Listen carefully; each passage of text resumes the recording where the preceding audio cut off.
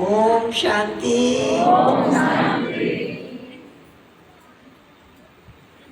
आज का दिन शुभ दिन है। आप सभी ने मिलकर इस भवन का निर्माण किया। ये भवन अनेक आत्माओं की सेवा करने के लिए बनाया गया। जो आत्माएं परमात्मा को नहीं पहचानती, जो आत्माएं अपने आप को नहीं पहचानती, वो यहाँ आएंगी तो उन्हें आत्म अनुभूति होगी, परमात्मा की पहचान मिलेगी, परमात्मा से संबंध जुटेगा और उस संबंध जुटने से प्राप्ति के अधिकारी हो जाएंगे। इसको बनाने में जिनका तन लगा, मन लगा, धन लगा, वो कितना ना पुण्य के खाते में जमा हो गया।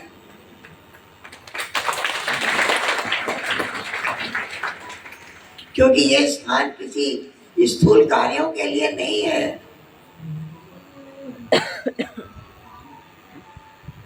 ऐसी परमात्मा प्राप्तियों के लिए ये स्थान बनाया गया है।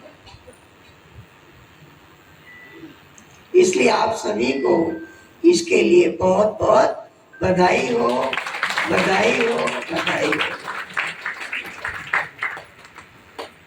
सभी को प्रेरणा देनी है। ऐसे तो आध्यात्मिक कार्य जहाँ होता है उसको सत्संग कहते हैं, सत्संग कहते हैं ना, और यहाँ क्लास कहते हैं। 7 दिन का क्लास होता है, फिर रेगुलर क्लास होता है। आध्यात्मिकता और क्लास का क्या मतलब है? क्लास में बच्चे पढ़ते हैं, डिग्री लेते हैं, अगली क्लास में जाते हैं, उनकी प्रोग्रेस होती है, वो आगे बढ़ते हैं। ऐसे यहाँ आकर पहले 7 दिन जो क्लास करेंगे उसमें पहले आत्मानुभूति, फिर परमात्मा की पहचान, फिर परमात्मा से रिलेशन, उसी को योग कहते हैं। आत्मा का संबंध परमात्मा के साथ जुटा, यही तो योग है। आजकल योग के नाम पर कई एक्सरसाइज करने लग गए, लेकिन योग है आत्मा का संबंध परमात्मा के साथ जोड़ना, इसी को योग कहते हैं। इसका परिचय, इसका ज्ञान यहाँ मिलता रहेगा।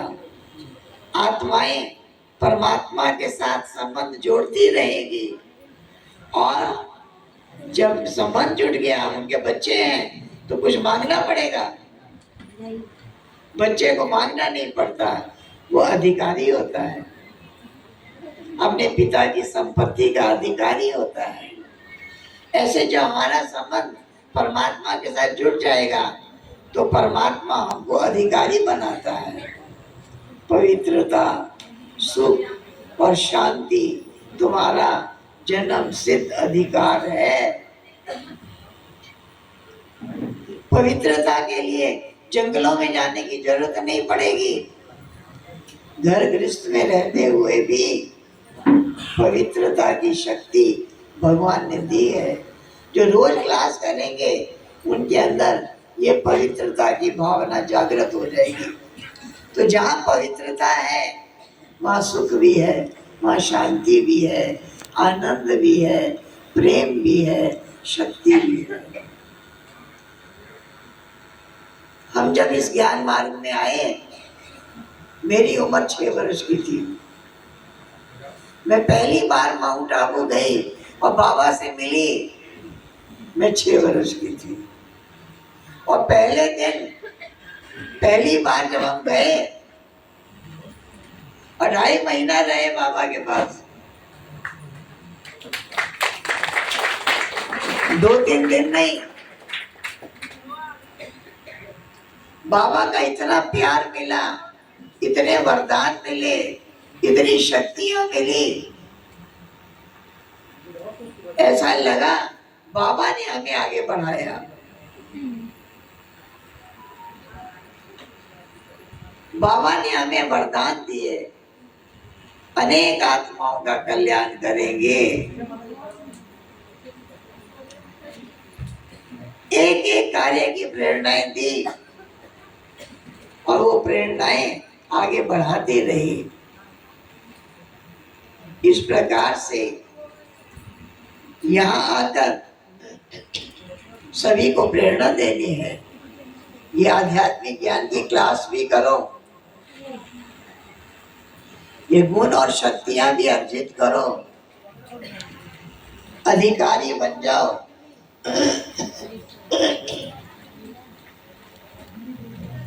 और अपने जीवन को सफल बना लो। ये जीवन सफल हो जाना। आज दुनिया में किसे पूछो ईश्वर कौन है, हर एक के पास का अलग अलग जवाब है। कोई किसी को मानता है, कोई किसी को मानता है, कोई किसी को मानता है, कोई किसी को मानता है। ईश्वर तो एक है। ये मान्यता अनेक क्यों?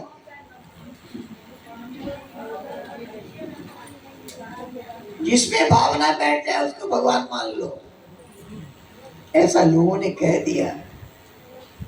और यहाँ बताया जाता है पहले जानो, मानो और उनके होकर श्रेष्ठ कर्म करते चलो। पिता का कार्य बच्चे तो करेंगे, परमात्मा जो सबका कल्याणकारी है उनका कार्य बच्चे करेंगे। सभी बच्चे भगवान की भुजाएं हैं, भगवान का कार्य करने के लिए तैयार रहते हैं। इस प्रकार से हमारा जीवन भी इस ईश्वरी सेवा में लगा। 12 वर्ष की उम्र से हम सेवा केंद्र पर रहने लगे। बाबा के बहुत वरदान मिले और धीरे धीरे आगे बढ़ते गए और बाबा ने अनेक सेवाएं कराई। बाबा ने पहले मेरे को बॉम्बे भेजा। बॉम्बे जाने से पहले जब मुरली पूरी हुई, बाबा ने मुझे बुलाया और कहा कि आज जो मुरली चली है इसको भाषण की तरह लिखकर 10 बजे बाबा के कमरे में आना। तो मैंने लिखकर बाबा के कमरे में पहुंची।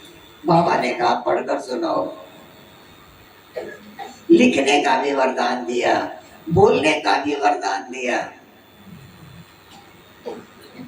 3 दिन बाबा ने रोज कहा कि लिख कर लाओ। इस तरह से सुप्रीम बाप टीचर बनकर लिखना सिखाया, बोलना सिखाया, चिंतन करना सिखाया। फिर बाबा ने बॉम्बे सेवा में भेजा। 1 बरस मैं वहां रही, लेकिन क्लाइमेट सूट नहीं किया, दमा हो गया। डॉक्टर बोला यहाँ ठीक नहीं होगा,